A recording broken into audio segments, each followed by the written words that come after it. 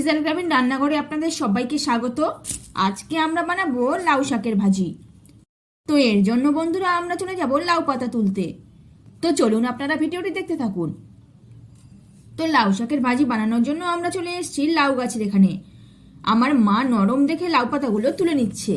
লাউ পাতা তুলে নেবার জন্য আমাদের পুকুরে কিন্তু নামতে হয়েছে, আর পুকুরে জল অনেক কম আছে, আর নিচে কিন্তু জল নেমে গেছে। তো আমার মা ডাগর ডাগর দেখে পাতাগুলো তুলে নিয়েছে, একদম নরম পাতাগুলো। এই পাতাগুলো এখন বাড়ি নিয়ে গিয়ে কেটে কুটে নিব আমি। তো দেখুন লাউ পাতা বাছতে বসে গেছি। লাউ পাতার ভাজি রেসিপিটা খেতে কিন্তু দারুণ লাগে। এটা আমাদের বাড়ির সবার খুব পছন্দের, বিশেষ করে আমার ছোট বোনের লাউ শাক খেতে খুবই পছন্দ করে। আর গাছটা কিন্তু ওই লাগিয়েছিল, একদম ছোট্ট, আর সেই গাছ এখন লাউ পাতায় একদম ভরে গেছে।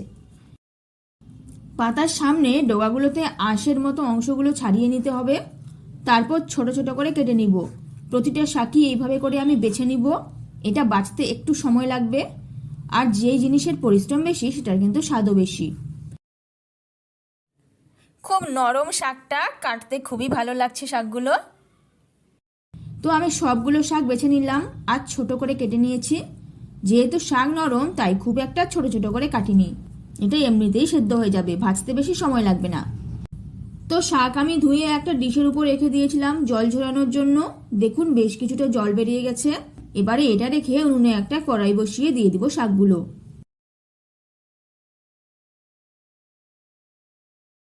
আর উনুনও ধরিয়ে নিয়েছি।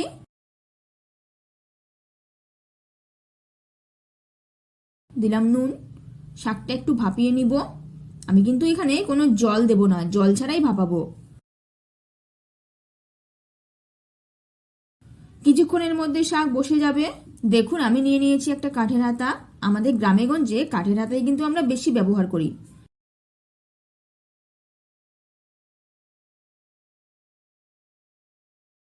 দেখুন বড় বড় তাজা পাতাগুলোর বসে গিয়ে কি অবস্থা হয়েছে, একদম অল্প হয়ে গেছে।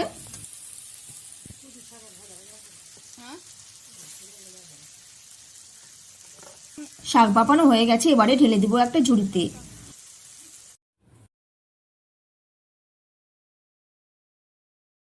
অন্যদিকে উনুনে একটা কড়াই বসিয়ে দিয়েছি আর দিয়ে দিয়েছি থেতো রসুন। উনুনটাও নিভে গেছে, একটু ফু দিলেই আবার ধরে যাবে। খড়কুটো দিয়ে উনুন জাল দিলে এটাই একটা সমস্যা, যে বারবার উনুন নিভে যাবে আর বারবার ফু দিয়ে এটাকে আবার ধরাতে হবে। দেখুন ফু দিলাম বলে কত ধোয়া, চারিদিকটাই ধোয়ায় ধোয়া হয়ে গেছে। যাই হোক উনুন ধরে গেছে। এবারে দিলাম তেল। রসুনটা বেশ ভালো করে ভাজা ভাজা করতে হবে।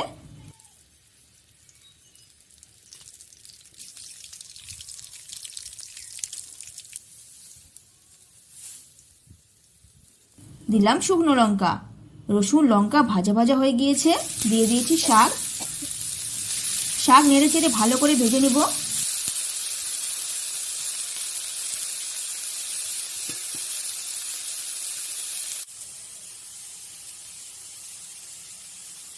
শাক ভাজার একটা সুন্দর গন্ধ বেরোচ্ছে। আর যে কোনো শাকে রসুন থেকে একটু বেশি দিলে খেতেও ভালো লাগে, আর গন্ধও কিন্তু দারুণ হয়।